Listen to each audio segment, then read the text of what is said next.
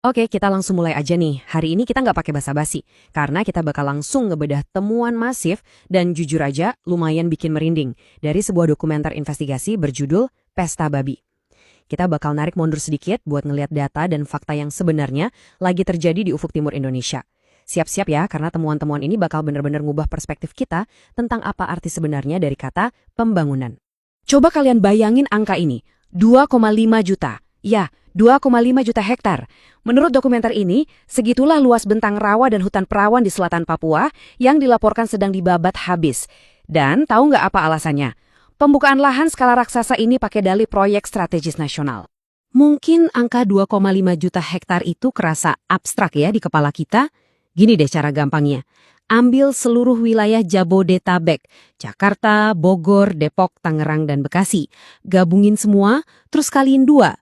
Nah, sebesar itulah area ekosistem masif yang mendadak hilang dan diratakan sama tanah. Luar biasa besar kan? Dan pastinya, pembabatan alam segede itu selalu ada harga yang harus dibayar sama manusia. Temuan dari para peneliti di investigasi ini mencatat angka 107.000. Itu adalah jumlah pengungsi masyarakat adat Papua saat ini.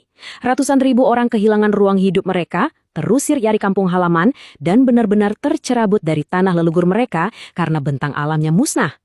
Nah, ini ngebawa kita ke lapisan pertama dari masalah ini, yaitu mitos lumbung pangan nasional. Kita bakal bongkar bareng-bareng buat apa sih sebenarnya lahan 2,5 juta hektar ini?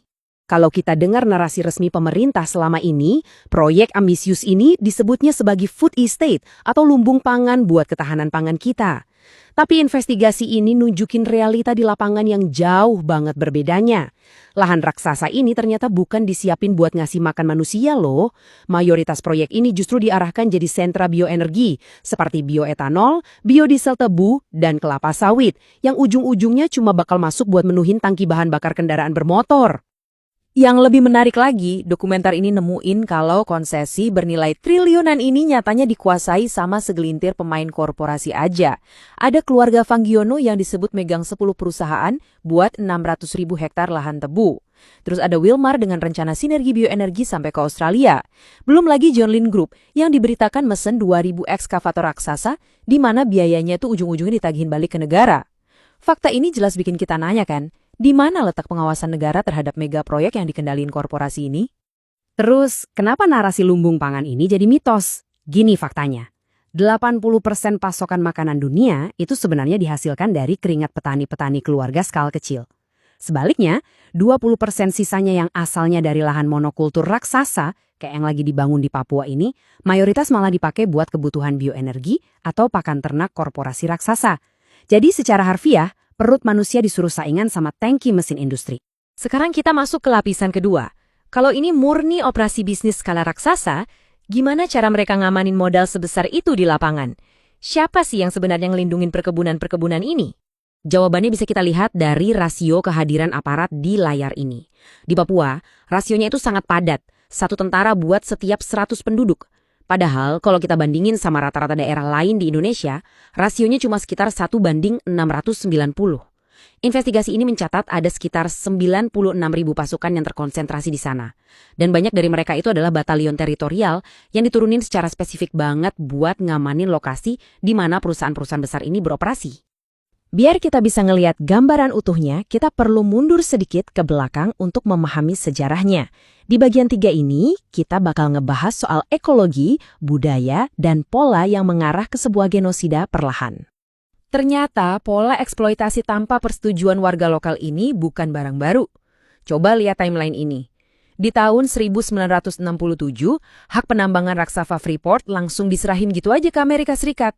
Padahal PPRA, referendum di mana orang Papua baru resmi ditanya mau gabung ke Indonesia atau enggak, itu baru terjadi 2 tahun setelahnya, di 1969. Artinya, nasib eksploitasi tanah mereka itu udah diputusin duluan, sebelum masyarakatnya punya kesempatan sah buat nentuin nasib politiknya sendiri. Nah, dari pemahaman sejarah itulah judul dokumenter investigasi ini diambil, Pesta Babi. Jangan salah sangka ya buat masyarakat Papua, ini sama sekali bukan menceritakan sebuah perayaan yang bahagia. Babi buat masyarakat adat setempat adalah hewan budaya yang teramat sakral. Jadi dalam konteks ini, Pesta babi justru digambarin sebagai simbol dari duka cita yang sangat dalam, amarah, dan hancurnya sebuah peradaban akibat rawa-rawa dan hutan sagu yang jadi nyawa mereka diletakkan sama tanah. Realita pahit itu diringkas dengan sangat tajam dalam satu kutipan dari pakar di dokumenter ini. Beliau nyebut situasi ini sebagai slow motion genocide atau genosida perlahan. Kenapa gitu? Bayangin aja, ada kelompok masyarakat yang 100% cara hidupnya bergantung sepenuhnya sama alam dan hutan. Laporan ini berargumen, waktu kita ngancurin memori ekologis dan sumber pangan utama mereka, pada dasarnya kita lagi pelan-pelan ngapus eksistensi dan peradaban mereka dari muka bumi. Tapi pastinya masyarakat adat nggak cuma diam aja. Angka 1.800 ini mewakili jumlah salib merah yang mereka tancapin rapat-rapat di sepanjang perbatasan wilayah adat mereka. Ini bagian dari tradisi perlawanan leluhur yang namanya sasi. Salib-salib merah ini berdiri tegak bukan sekedar jadi patok batas biasa ya. Ini pernyataan keras, pernyataan absolut kalau tanah tempat mereka berpijak itu ndak untuk dijual dan dilarang keras buat disentuh sama perusahaan manapun. Oke, menyatukan semua kepingan teka-teki yang kompleks ini, kita masuk ke bagian 4. Kita bakal lihat 3 lapis krisis di Papua yang ngebuktiin kalau masalah ini jauh lebih dalam dari sekedar urusan infrastruktur. Jadi ada 3 lapisan krisis yang saling ngunci di sini. Pertama, ada luka sejarah politik masa lalu yang dibiarin terus menganga. Kedua, trauma panjang dari operasi aparat dan dugaan pelanggaran HAM yang belum juga putus. Dan sekarang ditimpa lagi dengan lapisan ketiga, kehancuran ekologi skala mega yang belum pernah terjadi sebelumnya. Fakta-fakta inilah yang ngejelasin banget kenapa urusan Papua itu nggak bisa dijawab pakai solusi dangkal, kayak sekedar ngebangun jalan tol aja. Makanya, dari semua temuan ini, dokumenter tersebut nyuarain satu tuntutan kritis yang udah nggak bisa ditawar lagi. Harus ada audit investigatif menyeluruh. Proyek bernilai triliunan rupiah dengan lahan jutaan hektar ini dituntut buat dipetakan ulang dari nol.